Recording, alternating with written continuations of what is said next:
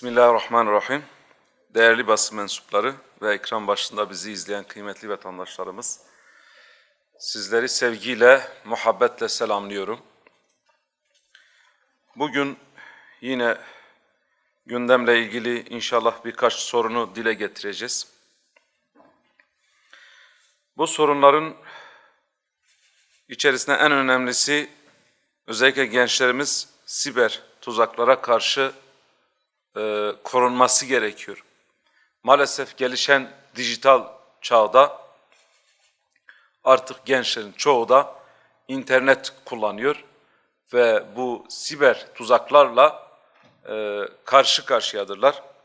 Bugün bakıldığı zaman özellikle hem sosyal medya ve yapay zeka kullanımı artıyor. Siber tuzakları ve zorbalığı ciddi ölçüde her geçen gün artıyor.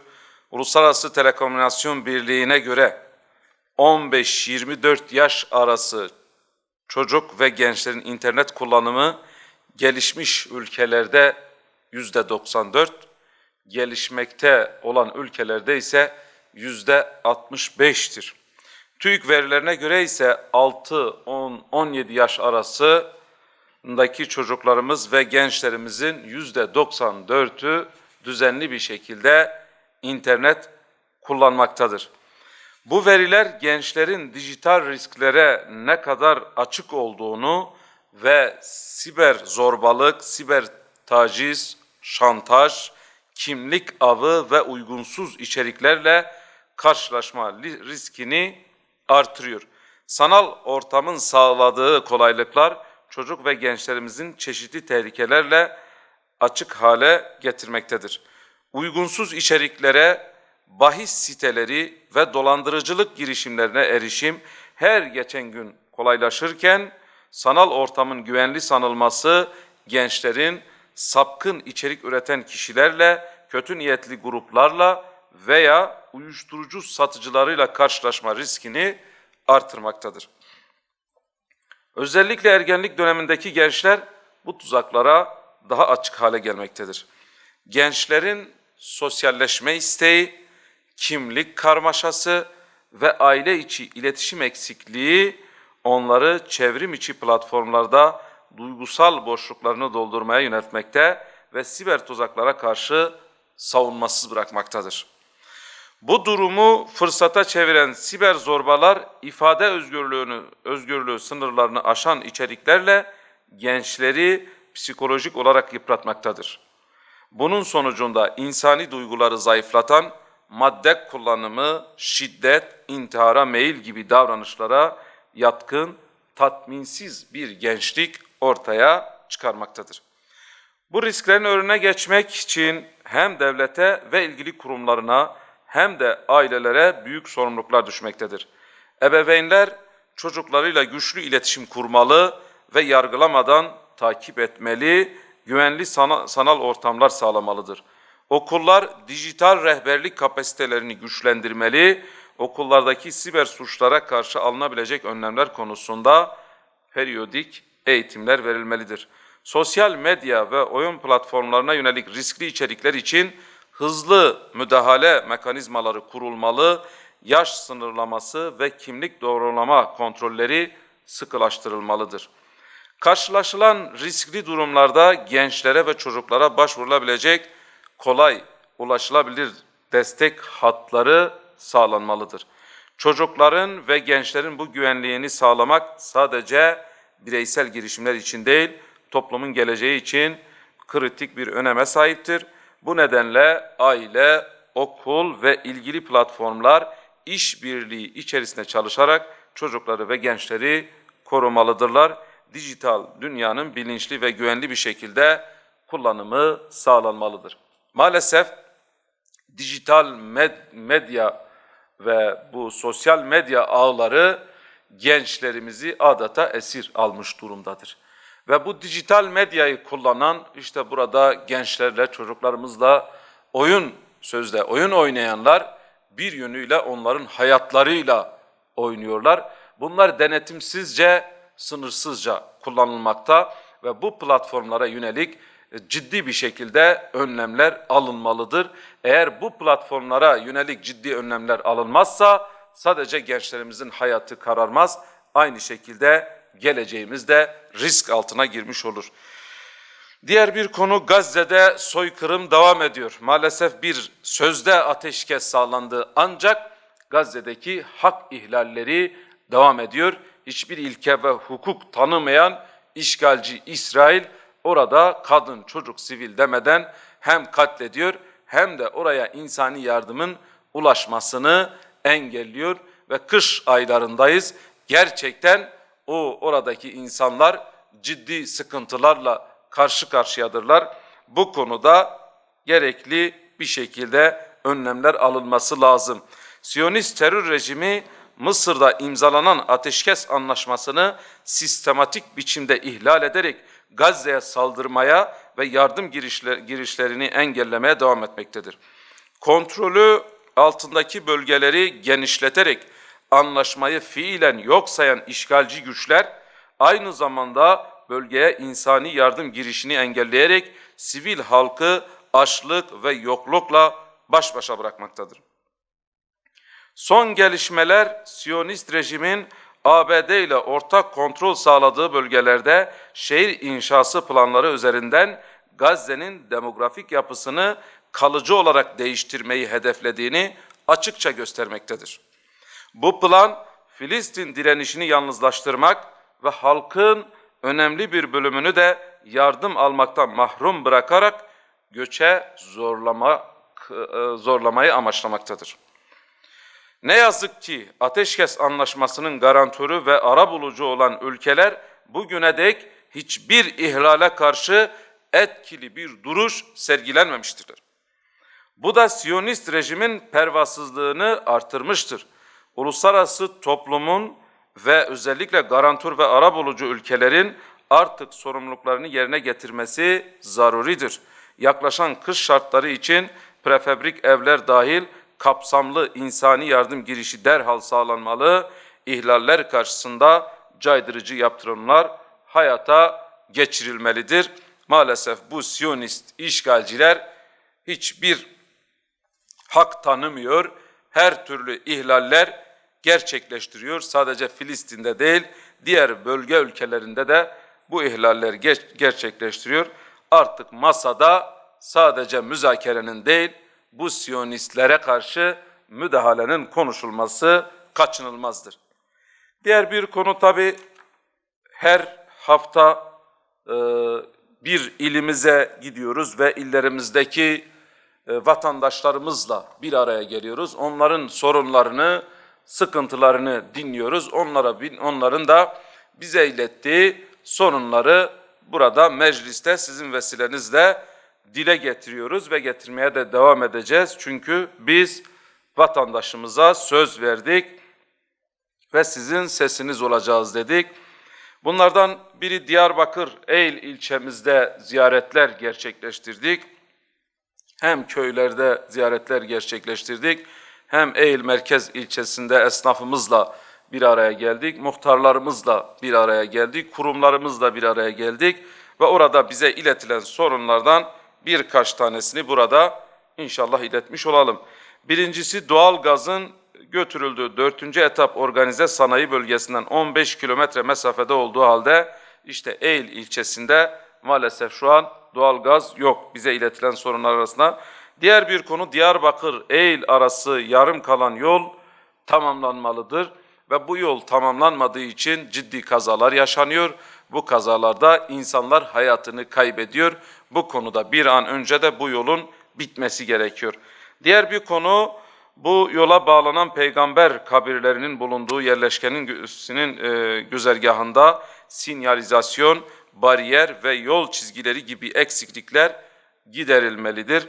Eğil ile Adalar bölgesinden daha önce var olan feribot hizmeti içme suyu havzası diye durduruldu ve bundan dolayı şu an Eğil ile işte bu Adalar bölgesindeki köylerin arası kopmuş durumda. Yani Eğil tarafında o Adalar bölgesinde köylerde kalan vatandaşlar bir hastası olduğu zaman gerçekten Eğil'e ulaşmaları çok zor olmuş. Eskiden bu feribot üzerinden barajın karşı tarafına geçiyorlardı ve hastaneye gitme veya ile gitme, çarşıya gitme ihtiyaçlarını karşılama konusunda bu ihtiyaçlarını karşılıyorlardı. Ama şu an orada bir köprünün olmaması, feribotun da iptal edilmesi, daha önce mevcut olan köprünün de suyun altında kalması ciddi mağduriyetlere sebebiyet vermektedir.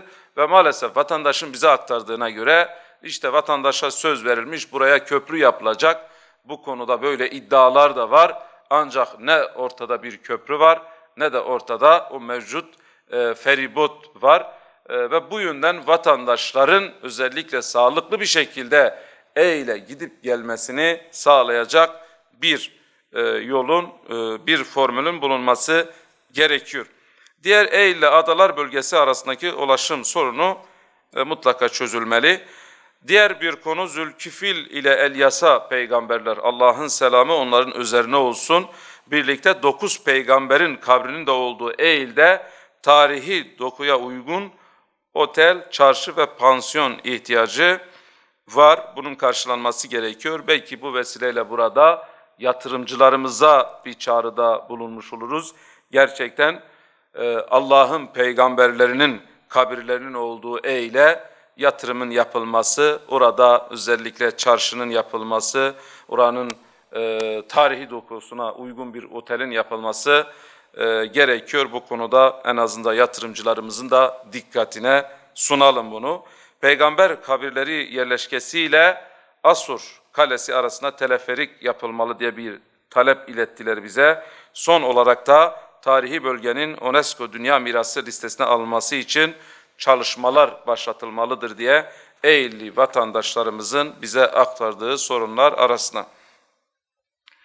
Diğer bir konu tabii Diyarbakır merkezdeki vatandaşlarımızla bir araya geldik. Özellikle emlakçılarla ve Emlakçılar Derneği Başkanı Sayın Mustafa Koç Beyefendi ile bir araya geldik. Onların bize ilettiği sorunlar var.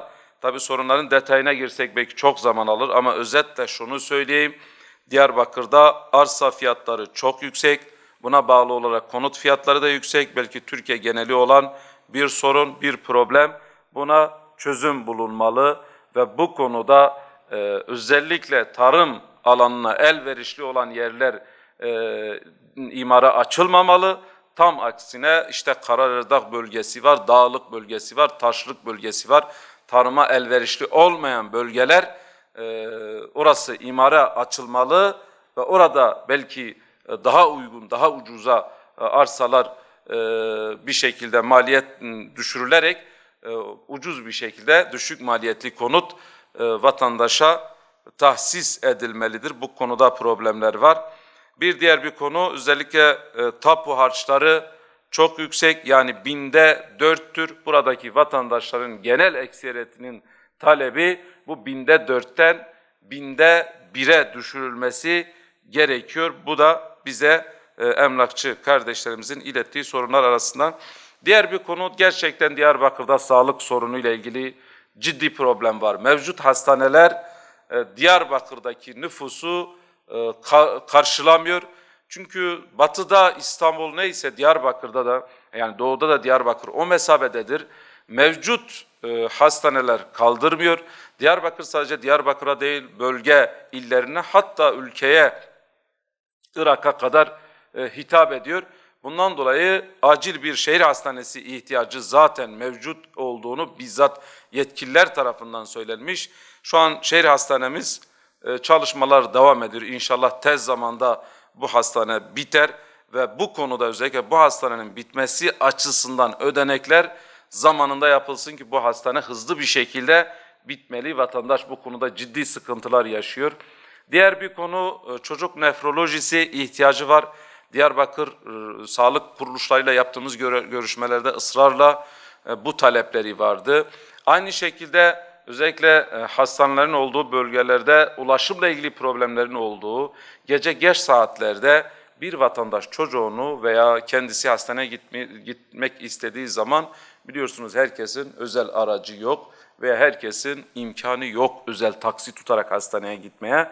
Bundan dolayı özellikle hastane bölgelerine ulaşımın sürekli olması gerekir diye bir talep vardı. Bunu da burada aktarmış olalım. Bununla birlikte ağız diş sağlığı hastanesi gerçekten, yani randevu alan vatandaş diş ağrısından, diş çilesinden kurtulamıyor. İşte 1 ay, 2 ay randevu veriliyor. Bu da ciddi bir problemdir. Özellikle ağız diş sağlığının sağlığı konusunda bir hastane ihtiyacı yine Diyarbakır'ın var. İlaçla ilgili problem maalesef Türkiye geneli bir sıkıntı var. İlaçlara özellikle zam yapıldığı dönemde ilaçlar piyasadan çekiliyor. İlaçlara zam yapıldığı gibi piyasada ilaç kaynamış oluyor. Bu sorunun önüne geçilmesi lazım.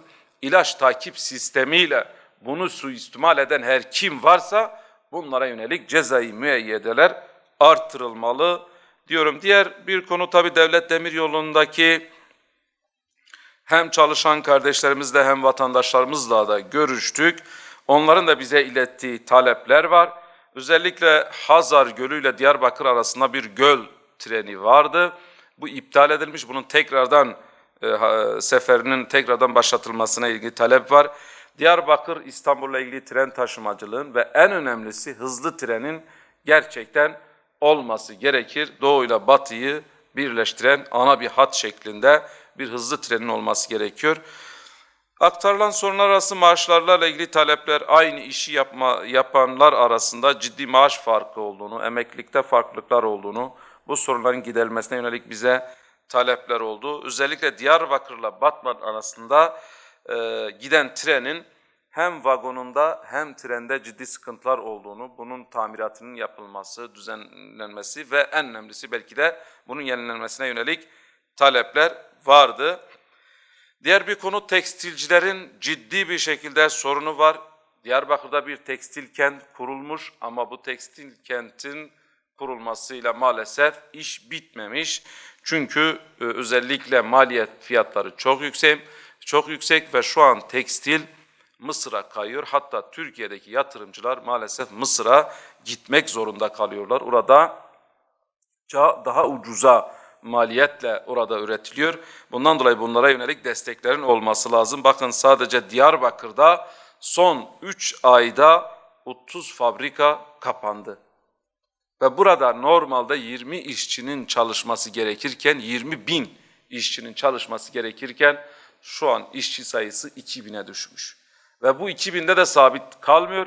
Her geçen gün bu rakam azalıyor. Bundan dolayı hatta bir işveren kardeşlerimizle görüştüğümüz zaman yerinde bizzat izledik. Tabii biz bu verileri burada konuşurken bunları masa başında almadık. Bunları bizzat ziyaret edip yerinde tespit ettiğimiz sorunlardır. Ve görüştüğümüz bir işveren arkadaşımız, bir iş adamı arkadaşımız diyor ki daha önce ben 100 işçi çalıştırıyordum. Şu an gördüğünüz gibi 30 işçiye düşürdüm ve bunları daha da düşüreceğim çünkü beni kurtarmıyor. Bizzat makinelerini gördük. Belki milyon para vermiş, o makineleri almış ancak kendi işini döndüremiyor. Bu konuda ciddi problemler var ve bunların görülmesi, bunların giderilmesi gerekir diyorum. Teşekkür ediyorum. Benim anlatacaklarım bu kadar.